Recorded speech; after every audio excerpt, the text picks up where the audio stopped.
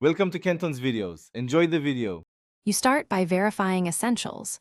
Update the Firestick system and confirm the TV input is correct, because outdated software or wrong port causes display shifts.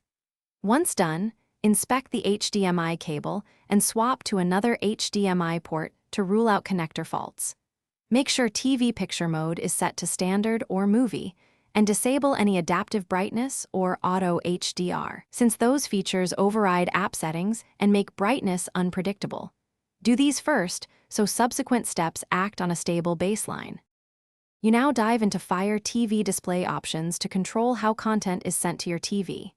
Go to Settings, right arrow Display and Sounds, then check Resolution and Color Depth. Lowering color depth can reduce clipping and highlights. Next, toggle HDR off if the image appears washed out, because HDR signals can force higher peak brightness.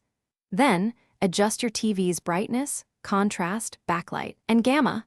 Lower backlight for darker rooms and raise brightness slightly for clearer shadows.